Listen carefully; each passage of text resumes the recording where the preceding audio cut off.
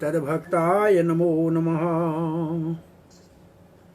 ओम नमो भगवते वासुदेवाय। ओम नमो भगवते वासुदेवाय।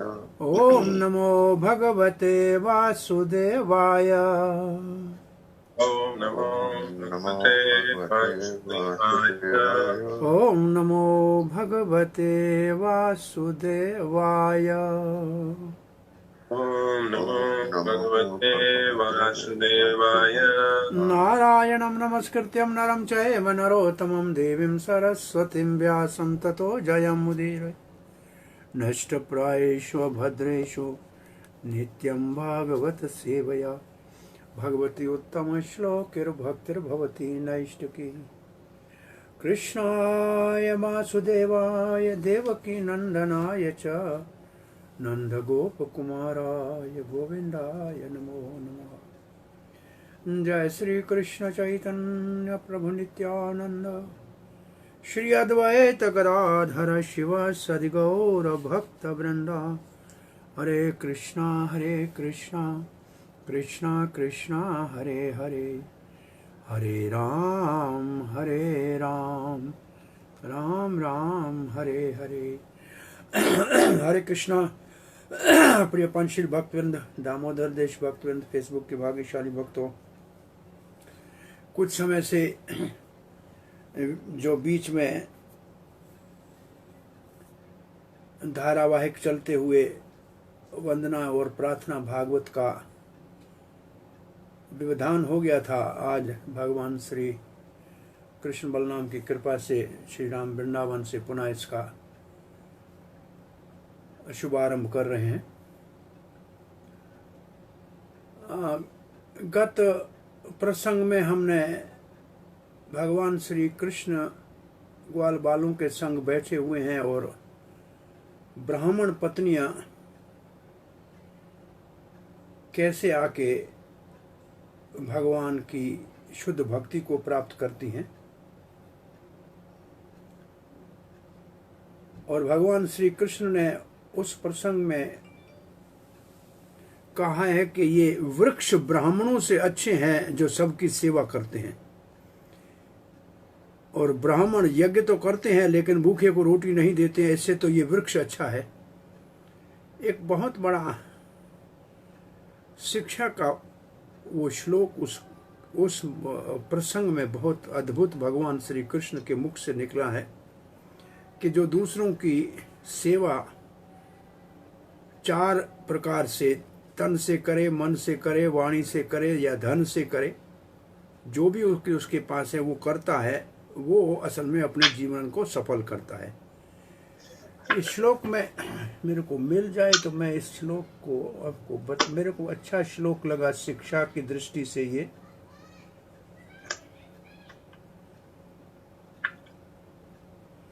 बाय द वे निकला है, मेरे ख्याल में यही श्लोक है। वो कागज दे दे, वो सामने रखा दे, इसको नीचे रखते हैं ना भागवतम में।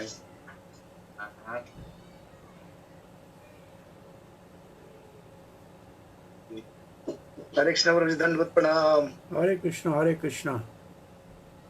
ठीक है प्रभु जी, आपका स्वास्थ्य? हाँ, कृष्ण कृपा है, कथा चालू है। होनी चाहिए सर, कृष्ण कृपा। आपके दर्शन होके बड़े आज बड़ा प्रफुल्लित हो रहे हैं प्रभु जी। हरि बोल। हरि बोल प्रभु जी, हरि बोल। धन्यवाद प्रभु। हरे कृष्ण। थैंक यू प्रभु। हरे कृष्ण।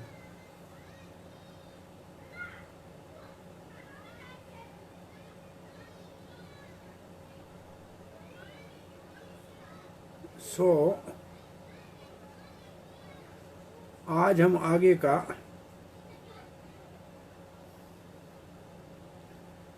इंद्र, महान देव इंद्र भगवान की कैसे प्रार्थना करते हैं इसका वर्णन कर रहे हैं। आज का हम शुरू करेंगे यहाँ से।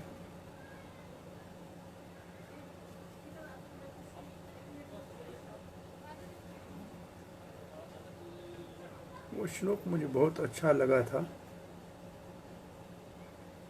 हाँ, ये है। एतावज जन्म साफल्यम एतावत इस प्रकार, जैसे वृक्ष अपना फल देते हैं, फूल देते हैं, छाया देते हैं, लकड़ी देते हैं, जन्म साफल्यम, अपने जन्म को सफल कर सकता है कोई व्यक्ति। देही नाम का मतलब जो इस संसार में जन्म लेके जिसने शरीर धारण किया है, यह का मतलब इस जन्म में, इस संसार में, धरती के ऊपर, देहीशु मतलब अपने शरीर के द्वारा, अथवा जो भी दूसरे शरीरधारी हैं जिनके बीच में उनको रहना पड़ रहा है। तो इसका अर्थ है कि जिसने शरीर लिया है वो दूसरे शरीरधारियों के प्रति अपने जन्म को सफल तब मानेगा जब वो ये चार काम करेगा। कैसे? प्राणैर अर्थई धिया वाचा, चार चीजें। प्राणई का अर्थ है उसके अंदर अगर जीवन है, शक्ति है, और अर्थई का मतलब धन, और धिया का मतलब बुद्धि, और वाचा का मतलब वचन। श्रेय आचरणम सदा, और इस प्रकार से उसको श्रेय प्राप्त होगा, उसका मंगल होगा, कल्याण होगा, शाश्वत सदा के लिए सनातन नित्य सौभाग्य होगा, अगर वो इस प्रकार से सदा ही कार्य करता रहेगा। क्या काम करेगा? यहां लिखा है सबका ये कर्तव्य है, सब जीवों का ये कर्तव्य है कि वो दूसरों के भले के कार्य करें, दूसरों के हित के लिए इस जीवन में कार्य करें। किससे करें? मतलब धन से करें, या बुद्धि से करें, या वचनों से करें, या शरीर से करें। जीव गोस्वामी पाद लिखते हैं कि शरीर तो बहुत है, परंतु हम दूसरों की सेवा करें तब जीवन सफल है। अब चार प्रकार से सेवा लिखी है। पहले प्राण लिखा है, इसका मतलब अपने प्राणों की चिंता न करके दूसरे की सेवा और रक्षा करने के लिए हमेशा तत्पर रहना। जैसे सैनिक होते हैं, देश की रक्षा के लिए अपने प्राणों की आहुति दे देते हैं। ये प्राण से, शरीर से अपने प्राणों की चिंता किए बगैर दूसरों की रक्षा करना। फिर है बुद्धि, और बुद्धि का मतलब है दूसरों के लिए भला सोचना, अच्छे विचार और अच्छी व्यवस्था दूसरों के लिए बनाना। फिर है वचन, दूसरों को सही शिक्षा देना, सही मार्गदर्शन करना। अगर कोई अपना जीवन निछावर नहीं कर सकता है तो अपने धन से सेवा करे, और धन के लिए यहां कुछ विशेष नहीं लिखा है। और धन से नहीं कर सकता है तो फिर कम से कम बुद्धि से करे, अच्छा विचार करे, और बुद्धि से नहीं करता है तो कम से कम वचन तो अच्छे बोले। तो प्रभुपाद जी भी कई बार कहते हैं कि हमारे पास भगवान ने शरीर दिया है, वाणी दिया है, मन दिया है, बुद्धि दिया है, इन सबको कैसे हम भगवान की सेवा में लगा सकते हैं? उसको भगवान की सेवा में लगाना चाहिए। और ये अध्याय में भगवान वृक्षों की सेवा को सराहते हुए और फिर ब्राह्मणों के पास ग्वाल बालों को भेजते हैं, और ब्राह्मण यज्ञ तो कर रहे हैं लेकिन भूखे भगवान और भगवान के सखाओं को भोजन नहीं दे रहे हैं। तो फिर भगवान श्री कृष्ण ने ग्वाल बालों को ब्राह्मण पत्नियों के पास भेजा, वो सब भोजन के थाल लाए, भगवान को अर्पण किया, भगवान ने उनको अपनी प्रेम भक्ति दिया, और फिर ब्राह्मणों ने भी पश्चाताप करके भगवान की प्रार्थना की।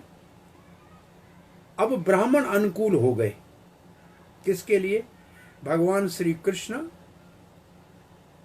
ये आयु की बात हो रही है, कोई भगवान की 6 साल आयु है, क्योंकि इसके बाद 7 साल की गोवर्धन पूजा आ रही है आगे। तो इस आयु में भगवान ने ब्राह्मणों को सहयोगी बनाया।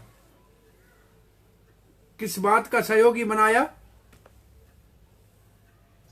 कि वो अब जान गए कि भगवान श्री कृष्ण ही परम पुरुष भगवान है, उन्हीं का शरण लेना चाहिए, वही यज्ञपति है।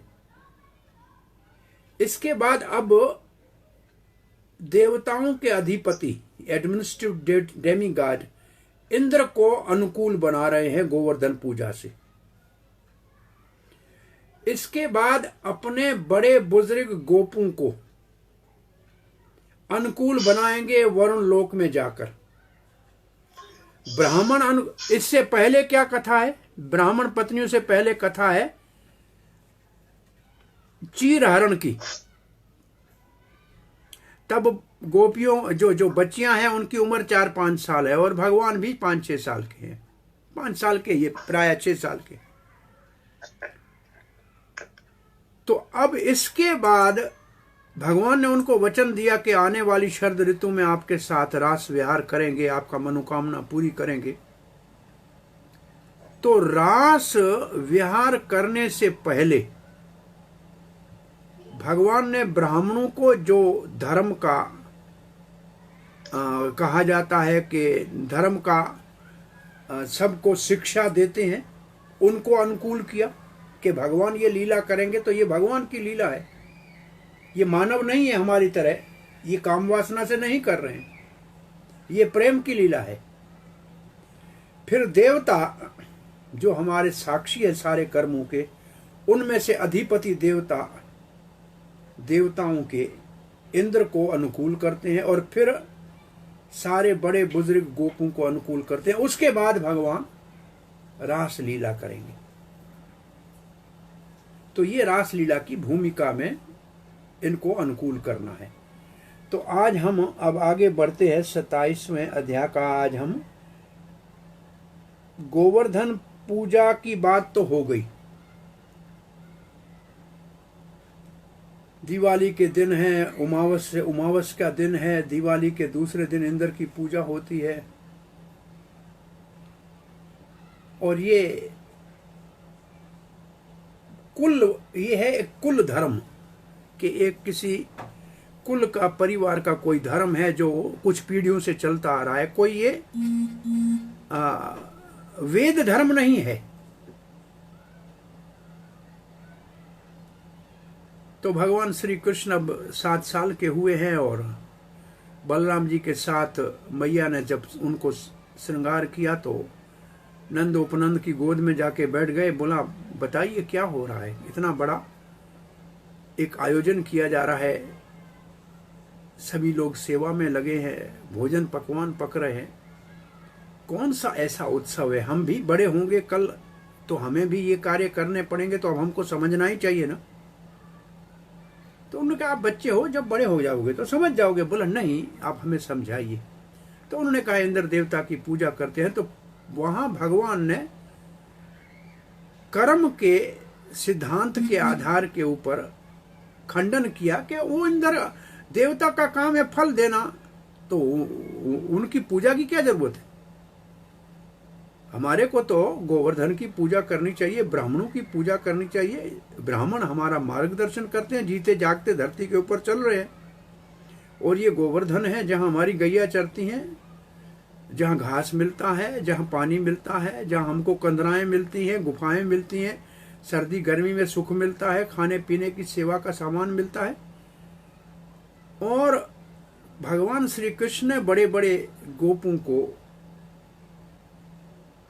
मना लिया और कहा कि यही सामग्री, उन्होंने कहा पहले इंद्र की करते फिर उनकी भी करेंगे, नहीं, बोला इसी सामग्री से गोवर्धन की पूजा की। भगवान ने वहां 2 रूप धारण किए, एक स्वयं गोवर्धन के ऊपर प्रकट होके उस प्रसाद को पाने लगे और एक तो सबके सामने बीच में खड़े थे और कह रहे थे देखो आप पहले कभी आपका देवता आया था, खाया था, ये देखो साक्षात गोवर्धन जो है प्रसाद पा रहे हैं। गोवर्धन हम साधकों के लिए, भक्तों के लिए तो साक्षात भगवान का रूप है, परंतु ब्रजवासी गोप ग्वालों के लिए वो भगवान का महान भक्त है।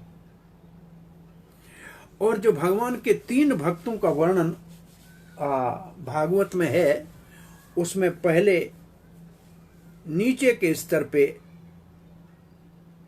हमारे युधिष्ठिर महाराज है, वो है हरिदास वर, और उससे ऊपर है उद्धव जी हरिदास वर्य। हरिदास वर्य उससे ऊपर है गोवर्धन हरिदास वर्यतम। तीनों को हरिदास कहा है, लेकिन तीनों में भी हरिदास महान भक्त है, सर्वश्रेष्ठ भक्त है, जिसको भगवान ने कर कमल के ऊपर धारण करके ब्रजबाजियों को रक्षा किया। और 7 दिवस तक भगवान ने जब ये गोवर्धन धारण का लीला किया तो फिर सब लोग अपने घर गए गैया के साथ। फिर इंद्र क्रोधित होके ब्रज को डुबाने लगे, गैयों को, ग्वाल बालों को मारने लगे, तो भगवान ने उनकी रक्षा के लिए ये गोवर्धन उठाया था। अब गोवर्धन धारण करके सब लोग अपने घर चले गए, और पानी का एक कतरा भी, एक बूंद भी, एक ड्रॉप भी धरती के ऊपर नहीं मिला, कहीं कीचड़ नहीं हुई। आकाश में भगवान के सुदर्शन चक्र ने पानी को उधर ही सुखा दिया ऊपर, और अगस्त ऋषि ने जो प्यासा था वो पानी पी लिया सारा। अब इंद्र को पश्चाताप हुआ, अकेला नहीं, सुरभि गाय को पहले लेकर ऐरावत के ऊपर चढ़ के, जहां गोवर्धन परिक्रमा में गोविंद कुंड है, इस स्थान के ऊपर आए। भगवान गैया चरा रहे थे, ग्वाल बाल गैयाओं के संग थे, भगवान उनसे थोड़े अलग हो गए, और वहां आके इंद्र ने प्रणाम करके जो भगवान को प्रार्थना की है, उसके आज श्लोकों का हम श्रवण करेंगे। और जिस सामग्री से प्रणाम पूजा कर रहे हैं वो तो देवलोक से लाए थे, और कुछ ग्वाल बालों ने झाड़ियों से उसको देखा था। वो फिर वर्णन करेंगे, या उसका जब समय आएगा तब वर्णन करेंगे। तो अब इंद्र जी, पहला श्लोक 4 नंबर है, 27वां अध्याय 10वें स्कंद, श्लोक संख्या 4।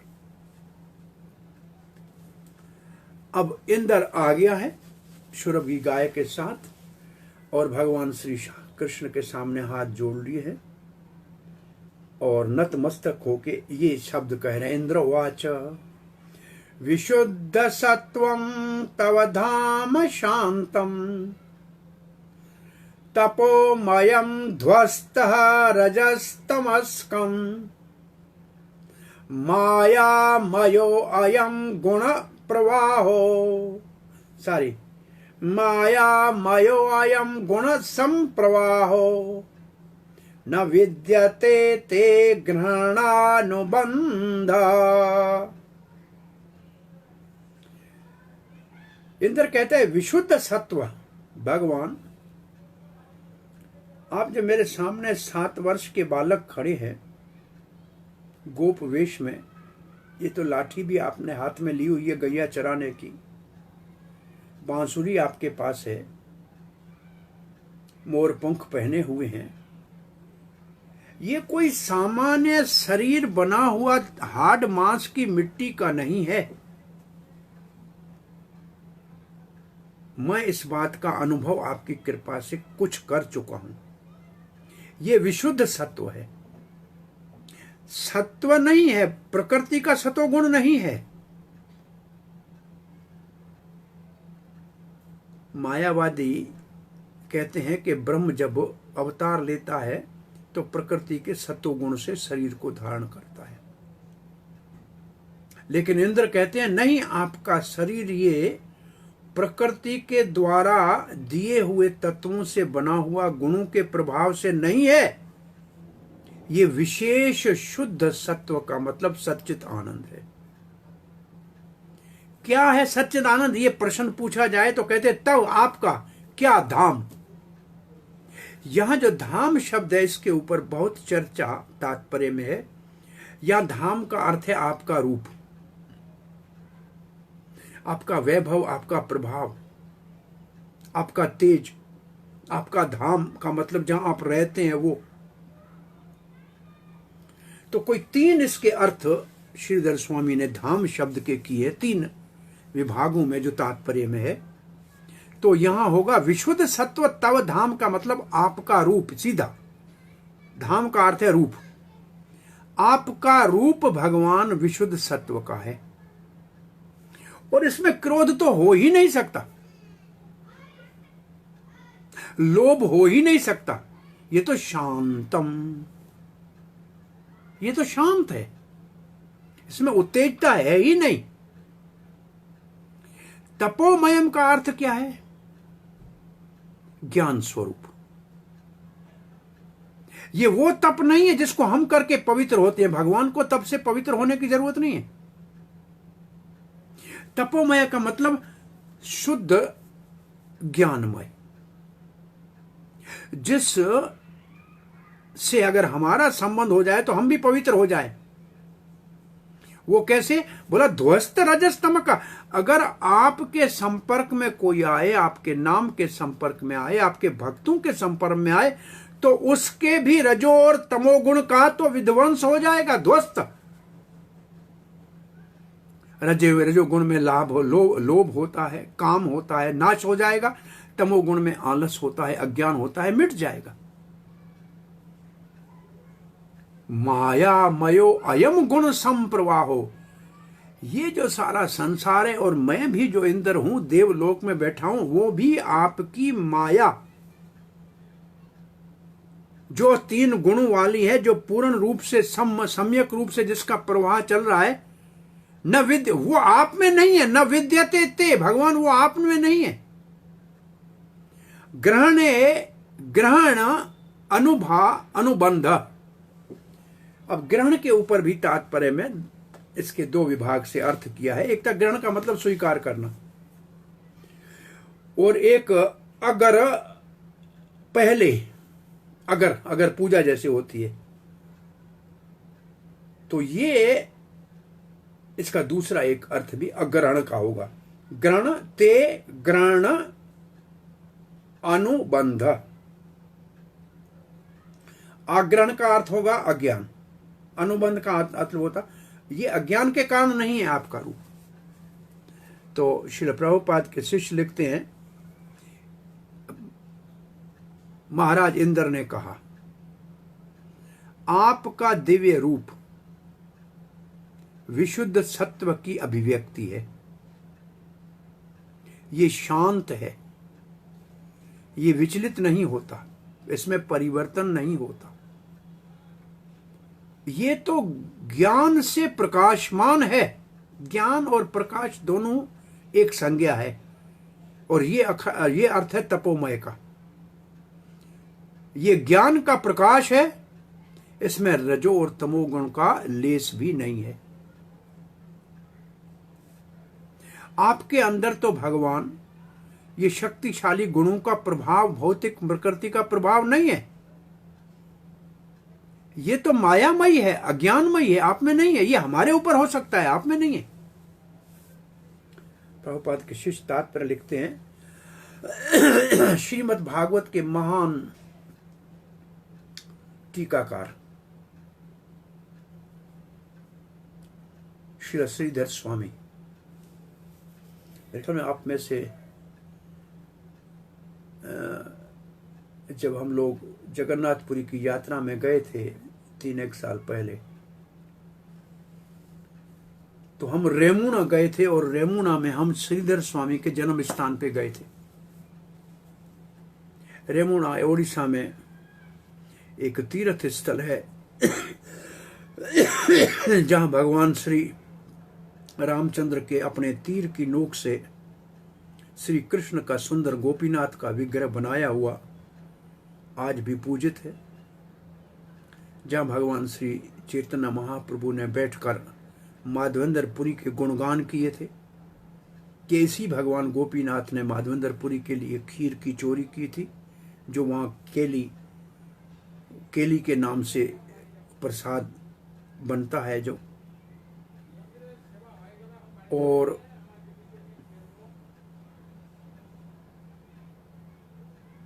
वहां माधवेंद्रपुरी स्वयं की समाधि भी है। वहाँ एक बहुत बड़ी उम्र के बाबा बड़ा कीर्तन किया था। आप लोग जो गए थे आपको याद होगा, दरवाज़ा खुला के पीछे से हम उसमें गए थे।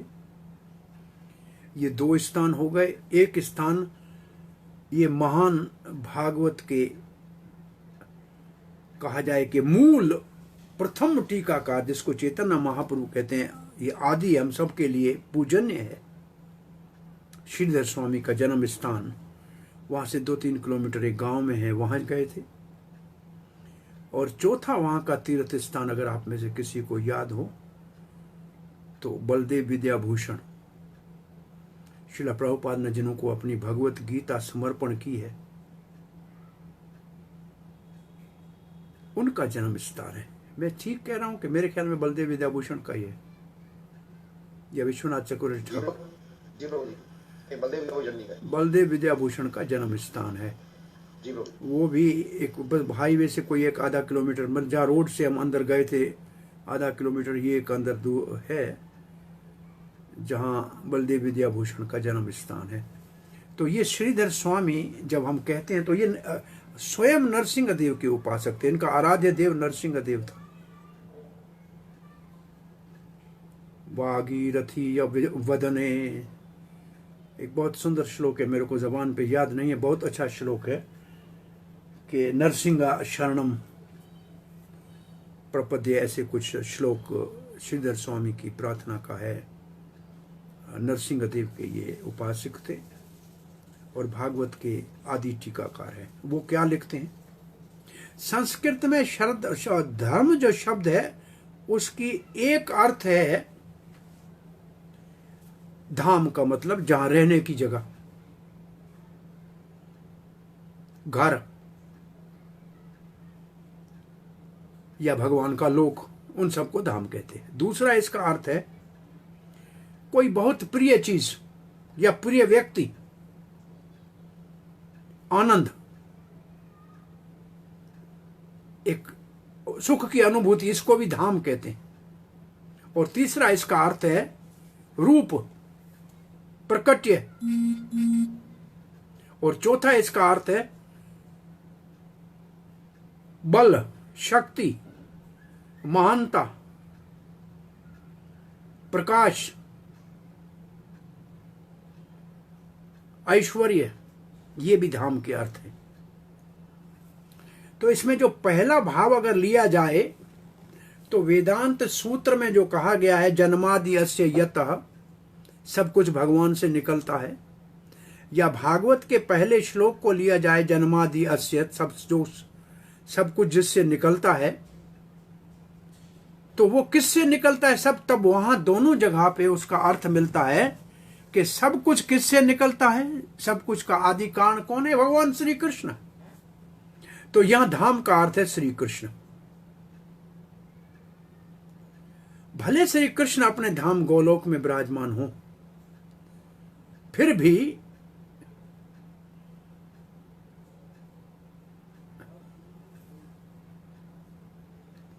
वो जो भगवान का धाम है उसके लिए भगवत गीता में भगवान श्री अर्जुन कहता है आप परम धाम हो, आप ही परम धाम हो। इसका मतलब आपका रूप परम है, आप उस धाम के वासी हो जो गोलोक वृंदावन है। परम धाम पवित्रम परमम भवाम पुरुषम शाश्वतम दिव्यम आदि देवम अजम विभुम। तो कृष्ण शब्द का अर्थ ही परम आकर्षक है। तो भगवान श्री कृष्ण जो सारी सुंदरता का, सारे आनंद का जो स्रोत है, वो निश्चित रूप से ही सबके लिए वांछनीय है, सबको चाहिए, सबका जो है पसंदीदा, पसंद आने वाला है, सबके लिए आनंद का भंडार है। कृष्ण आनंद का रिजर्वायर ऑफ प्लेयर, प्रभुपाद ने किताब लिखा था कृष्ण आनंद रिजर्वायर प्लेयर। उसका पहले पाकिस्तान में लोकल भाषा में अनुवाद किया था कृष्ण आनंद जो भंडार, सिंधी भाषा में पहला ये छोटा पुस्तक मैं समझता हूँ 80s में 81 में इसका ट्रांसलेशन हुआ था। तो कृष्ण जो है वो सुख सागर है, आनंद का भंडार है। तो ये सब जो शब्द है पर्यायवाची, ये कृष्ण की ओर ही केवल इशारा कर रहे हैं। धाम का दूसरा अर्थ है भगवान का रूप या भगवान का प्रकट्य। और यहां इंद्र जो भगवान को प्रणाम करके प्रार्थना कर रहा है, वो तो भगवान के रूप को सामने देख रहा है, वो कृष्ण को ही तो देख रहा है, तो ये प्रार्थना कृष्ण को ही तो कर रहा है। तो यहां धाम का अर्थ कृष्ण का रूप है। वैदिक साहित्य में तो ये बहुत स्पष्ट रूप से कहा गया है कि भगवान श्री कृष्ण षडगुण संपन्न है। 6 गुण उनमें है, उसमें बल है, वीर्य है, महानता है, प्रकाश है, ऐश्वर्य है। ये उनके दिव्य शरीर में जो सच्चित आनंद विग्रह है, उसमें ये सब पहले से अनंत रूप से विद्यमान है, विराजमान है। श्री श्रीधर स्वामी बहुत ही सुंदरता से इन सब वैभवों का वर्णन शब्द धाम से, संस्कृत में इसका पर्यायवाची दूसरा शब्द समान इसके शब्द जो है उसको स्वरूप कहा है। धाम का दूसरा अर्थ स्वरूप है, और स्वरूप का अर्थ है व्यक्ति का अपना स्वरूप, अपना रूप, अपनी स्थिति, अपना स्वभाव, ये सब स्वरूप के अंतर्गत आते हैं। तो भगवान श्री कृष्ण तो पूर्ण चिन्मय है, सच्चिदानंद है, वो चिन्मय वस्तु है, पूर्ण है। तो जो भगवान सामने दिखता है श्री कृष्ण जैसे इंद्र को दिखता है, उसमें सब कुछ चिन्मय है, उसमें कोई जड़ नहीं है। इसका अर्थ ये,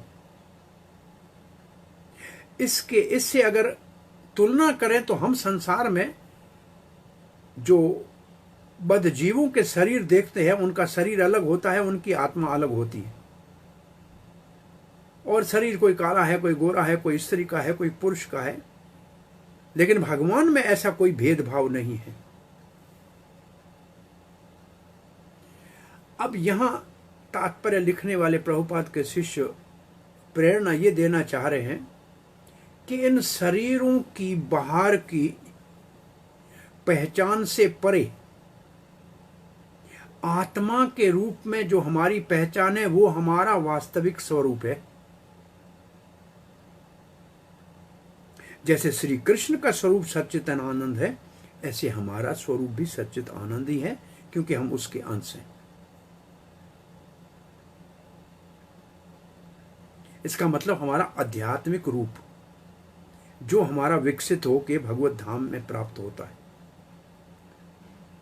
और स्वरूप की सिद्धि तो प्रभुपाद जी ने हमारे भगवत गीता के जो इंट्रोडक्शन है उसके मेरे ख्याल में दूसरे पेज या तीसरे पेज पे लिखा है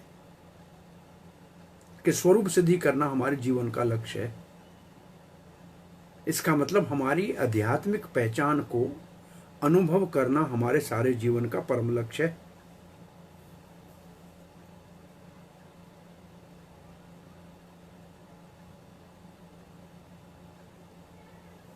तो ये स्वरूप की परिभाषा है।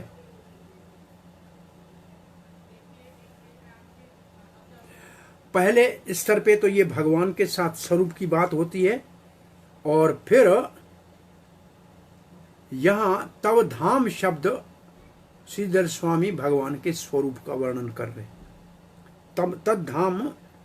तव धाम शब्द से भगवान के स्वरूप का वर्णन कर रहे। अब सनातन भक्त शब्द जो है उसकी परिभाषा श्री श्रीधर स्वामी कहते हैं, जो सदा एक रस रहे, सदा एक जैसा रहे, शांत।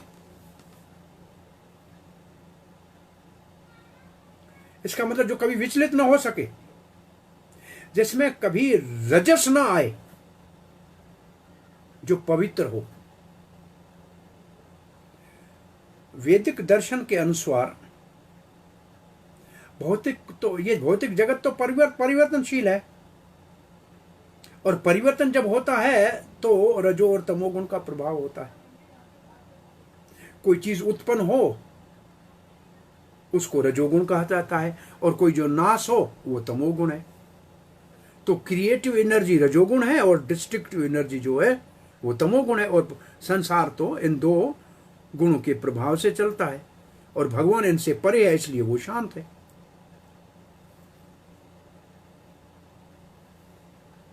तो रजोगुण क्या है? क्रिएटिव, और तमोगुण क्या है? डिस्ट्रक्टिव। और सतोगुण क्या है?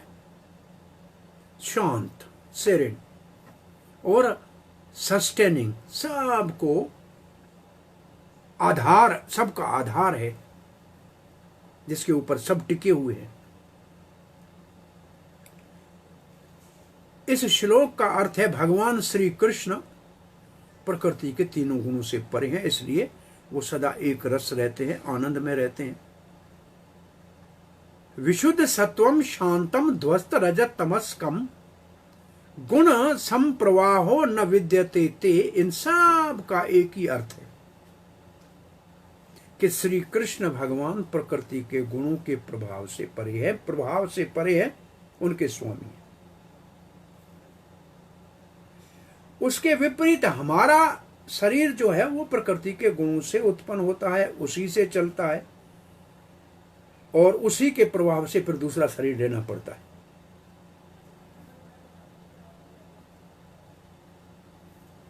इसलिए जब प्रकृति के गुणों से परे हो जाता है वो अपने स्वरूप में स्थित हो सकता है।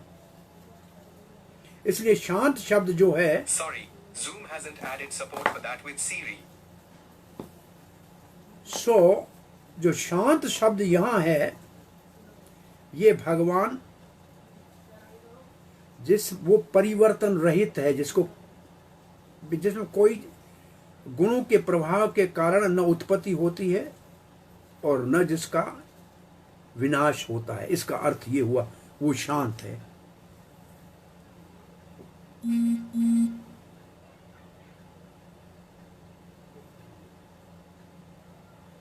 इस श्लोक के अनुसार जो रजो और तमोगुण का प्रभाव है, जिसके कारण आदमी मूर्ख बन जाता है और दिखावे के कभी पुण्य कार्य भी करता है, उसके लिए शब्द है अग्रहण।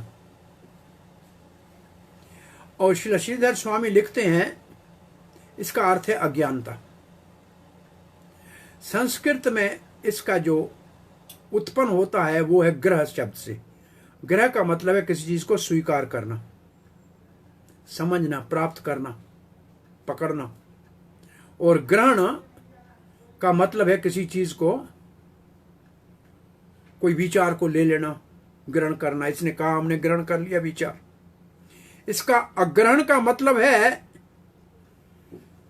हम अपनी आध्यात्मिक स्थिति को समझ ही न पाए, ये हुआ अग्रहण। ग्रहण करना चाहिए था, ग्रहण नहीं किया तो इसका अर्थ हो गया अज्ञान।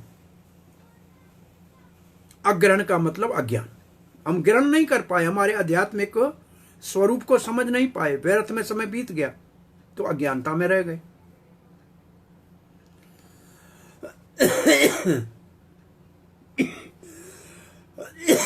एक और अर्थ अग्रहण का है, अगर इसके दो भाग कर दें शब्द के, अगर और हण। अगर का अर्थ है पहले, मान, उत्तम, सुंदर, श्रेष्ठ। और हन का अर्थ है मारना, हन्यति, मारना।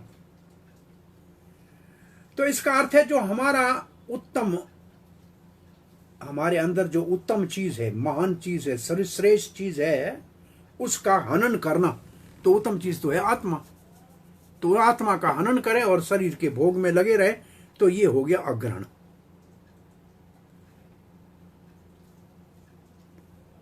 अगर कोई भौतिक जगत को ही भोगना चाहता है और भगवान श्री कृष्ण को भूल जाता है, कृष्ण को छोड़कर दुनिया को ज्यादा महत्व देता है, वो है अग्रहण। ग्रहण करना चाहिए अपने आत्मा को और उसको सेवा में लगाना चाहिए कृष्ण की। तब शरीर को संसार के भोग में लगाता है तो अग्रहण हो गया। जिस आत्मा के द्वारा कृष्ण भावना भावित हो सकते हैं सदा के लिए वो नहीं। श्रीधर स्वामी आगे लिखते हैं तपोमयम। तपोमयम शब्द का अर्थ है पूर्ण ज्ञान। वैसे तप शब्द जो है सामान्य रूप से इसका अर्थ है तपस्या, और तप शब्द जो है वो संस्कृत में यहां निकलता है जहां से तप से, और ये तप होता है सूर्य का सूचक जो सबको प्रकाश और ताप देता है। तो सूर्य कभी अपवित्र नहीं होता है, चाहे वो पवित्र जगह पे जाए, गंदे से गंदी जगह पे किरणें पड़े, लेकिन उसको साफ करेंगे, स्वयं कभी अपवित्र नहीं होते। तो तप शब्द अगर सूर्य के कार्यों से उसकी तुलना दी जाए तो इसका मतलब है जलाना, प्रकाश देना, गर्मी देना, ये है गुण सूर्य के। तो भगवान तो नित्य शाश्वत सदा के लिए परफेक्ट है, पूर्ण है, इसलिए वो तपोमय है। इसका अर्थ नहीं है कि तपस्या से भगवान को पवित्र होना है या बल प्राप्त करना है, ये उनका उद्देश्य नहीं है। आत्मा जीव तप करके पवित्र हो सकता है, बल प्राप्त कर सकता है, लेकिन भगवान को उसकी आवश्यकता नहीं है। पर भगवान तो सर्वशक्तिशाली है, उसको क्या पवित्र होने की आवश्यकता है? वो तो नित्य सर्वशक्तिशाली है और नित्य पवित्र है, शुद्ध है। इसलिए श्रीधर स्वामी ने बहुत बुद्धिमानी से यहां तप शब्द जो है सूर्य के प्रकाश से तुलना दी है।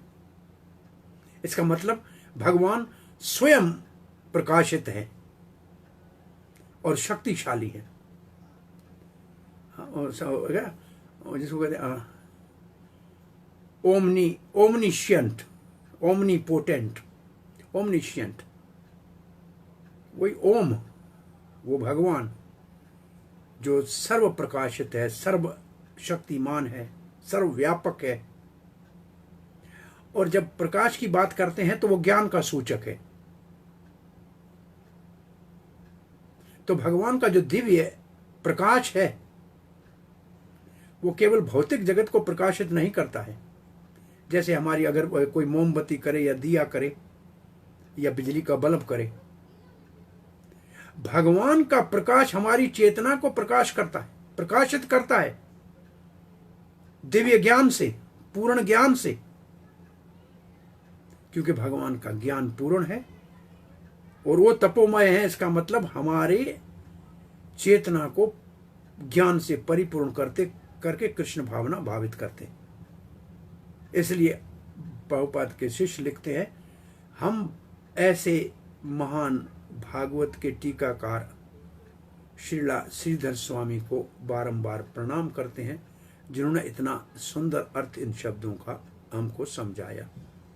और ये इंद्र जैसा देवता जिसके लिए वेदों में सारा यज्ञ का विधान लिखा हुआ है और जिसकी पूजा इंद्राय नमः करते करते कितने बड़े ज्ञानी मर खप गए, वो श्री कृष्ण को इन शब्दों से प्रार्थना कर रहा है। आज हमारी कथा को यहाँ विराम देते, कल इसी का तात्पर्य और आचार्यों का पढ़ के और आगे के श्लोकों की ओर बढ़ेंगे। हरे कृष्ण। कोई प्रश्न जिज्ञासा है? हरे कृष्ण प्रभु जी। अभी जैसे आप 3 गुणों का बता रहे थे बैंक इसके अंदर, और एंड में आपने बताया कि चेतना को परिपूर्ण करते हैं भगवान। तो एक क्वेश्चन कल के लेक्चर से था मेरे दिमाग में, मैं वो पूछ लूं अभी? हाँ जी, कल मतलब जो क्लास हमने दिया था उधर वो? हाँ जी, हाँ जी। हाँ, क्या था उसमें? उसमें आपने एंडिंग में बताया था ना कर्मवाद और देववाद का। हाँ। फिर आपने एक प्रिंसिपल कर्मवाद और देववाद की हम दोनों ही में नहीं आते हैं। हाँ, कर्मवाद का मतलब ये है, आपका क्वेश्चन पूरा कीजिए। चलो, क्वेश्चन क्या है? उसके बाद फिर आपने प्रिंसिपल यही बताया था कि हमारे को अपनी एनर्जी जो है वो पूरी तरह एक्टिविटीज में लगानी है with faith in the Lord. बराबर। तो अब हम फिर ये जो हमारा कर्मों का जो साइकिल चलता है उसको कैसे हम इससे समझ पाएंगे?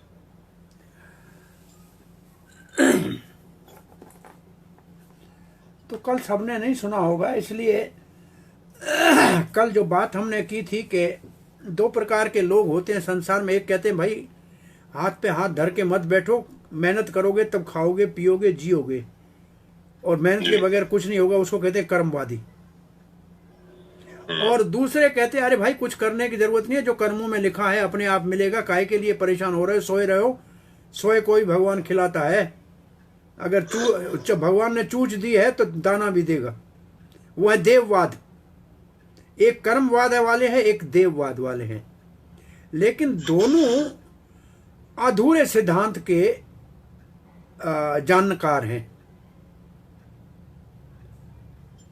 जो हमारा गौड़िया वैष्णव का सिद्धांत ये है, मेरे कर्मों में चाहे लिखा हो कि मुझे कोई दुख सुख आना है तो आने दीजिए, लेकिन मेरे को भगवान ने नए कर्म करने का भी तो अवसर दिया है ना, नए कर्म भी तो कर सकता हूं ना। वो तो मेरे को भाई नया कर्म करना या कर्म बदलने का तो मेरे को शक्ति है ना।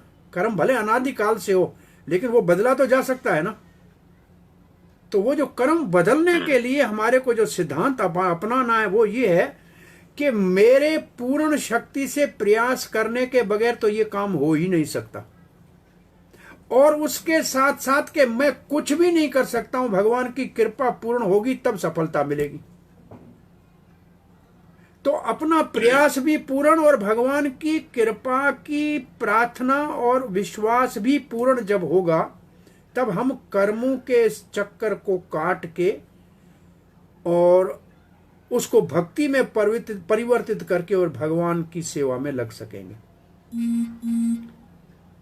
तो ये जो सिद्धांत है, जैसे दामोदर लीला में के यशोदा का प्रयास भी पूर्ण था, पसीना पसीना हो गई, और भगवान की कृपा जब पूर्ण उतरी तब वो भगवान प्रेम से बंध गए।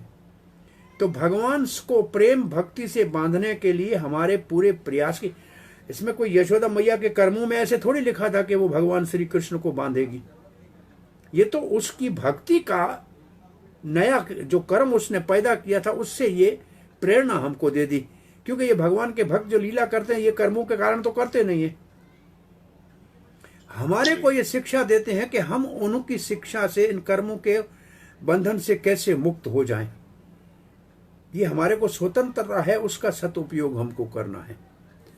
तो प्रिंसिपल ये है कि हमारा प्रयास पूर्ण होना चाहिए और भगवान की कृपा पूर्ण माननी चाहिए, और सफलता मिले तो सारा श्रेय भगवान के भक्तों को और भगवान को देना चाहिए, गुरु हरि गुरु वैष्णव को देना चाहिए, अपने को निमित्त मात्र मानना चाहिए।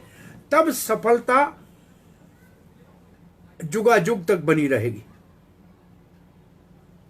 वो सफलता सबके लिए जो है प्रेरणा का सूत्र बनी रहेगी।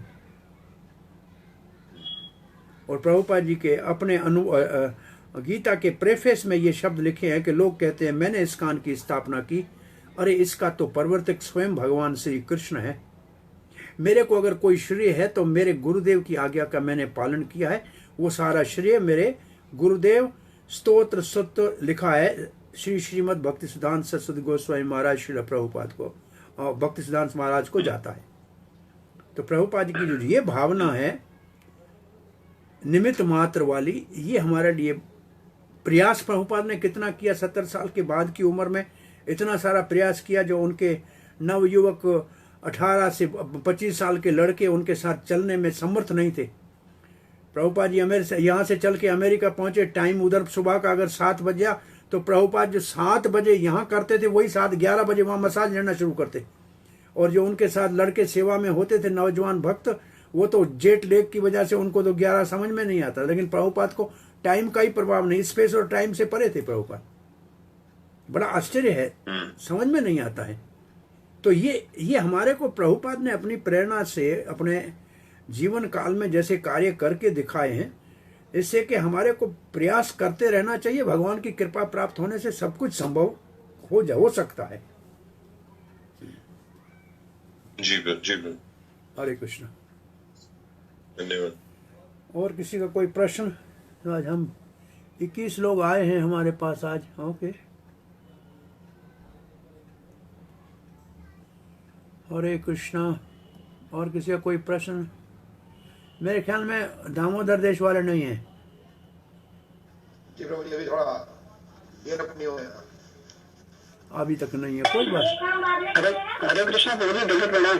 दंडवत प्रणाम। हरे कृष्णा। कौन प्रभु? हरे कृष्णा। आप प्रभु जी नंद गोकुल द्वारका मंदिर से? हाँ हाँ, बोलिए बेटा। अच्छा अच्छा। और प्रभु जी, मैं जैसे आप बता रहे थे ना कि जैसे मतलब हम कोई भी सेवा करते हैं भगवान के लिए और कुछ भी करते हैं, कोई भी एक्टिविटीज करते हैं, तो मतलब उसका श्रेय हमें मतलब अपने सीनियर वैष्णव को, अपने सुपीरियर को देना है। तो फिर उसको किस तरह से मतलब ऑफर, मतलब किस तरह से उनको उसका श्रेय मतलब किस तरह से देना है? मतलब उसका क्या वो मतलब तरीका कैसा है, मतलब क्या उसका वो है? उससे जो कार्य संपन्न हमारे प्रयास से हो, समझना चाहिए कि हमारे गुरुवर की कृपा से, प्रभुपाद की कृपा से, गौर निताय कृष्ण बलराम की कृपा से हुआ है। केवल हमारा सॉरी, मेरे ख्याल में मेरा माइक बंद है।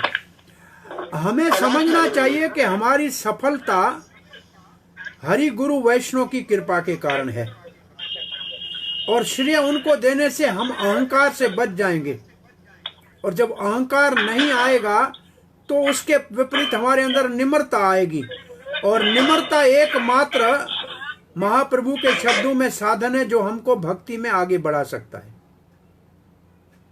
तो हमारे को निम्र रहने के लिए श्रेय अपने पूर्वजों को देना चाहिए। तो निश्चित रूप से दुनिया तो देख रही है कि इसके काम इसने किया है, कितना महान है और कितना निम्र है कि बड़ों को श्रेय दे रहा है।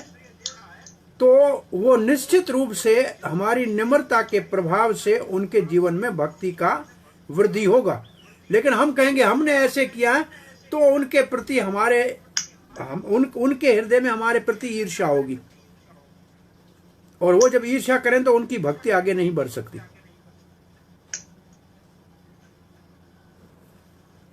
हरे कृष्ण। अद्वैत आचार्य का आज आविर्भाव तिथि है, तो उसका सबको बधाई है। प्रभु जी एक क्वेश्चन और है। हाँ हाँ जी। अब प्रभु जी, जैसे ना हम सुबह भगवान के दिव्य नामों का उच्चारण करते हैं, माला करते हैं, जप करते हैं, और उसमें बोला जाता है कि मतलब वो जो श्रेय है वो अपने गुरु को भी देना है, मतलब उसको जो भी सेवा की है गुरु को अर्पण करना है।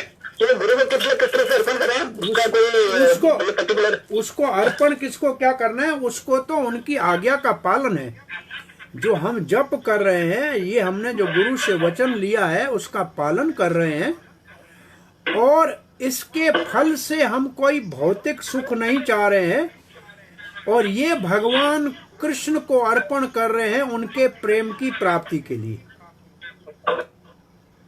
गुरुजनों की आज्ञा का पालन है, और इसके बदले में हम कोई भौतिक सुख सुविधा नहीं चाहते।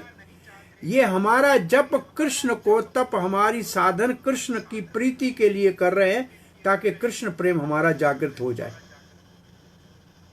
और कोई अर्पण करने के लिए कोई ऐसा नहीं है, ये सिर्फ मानसिकता बदलनी है। कोई ये चीज नहीं है जिसको उठा के भगवान को अर्पण करे, जैसे कि भाई गुलाब जामुन है कि आम है वो भगवान को अर्पण करना। नहीं, हमारी चेतना को बदलना है कि ये हमारे को जो कुछ कर रहे हैं भगवान की प्रसन्नता के लिए करे हैं, गुरु की आज्ञा का पालन कर रहे हैं। साधन भक्ति का एक ही उद्देश्य है कि शास्त्र के नियम और गुरु की आज्ञा को पालन करना है, और ये अनिवार्य है। और इसके पीछे हमारा उद्देश्य है कि हमारे कृष्ण भक्ति को, कृष्ण प्रेम को जगाना है। यही उद्देश्य है इसका। ठीक है, धन्यवाद। हरे कृष्ण। धन्यवाद। हरि बोल।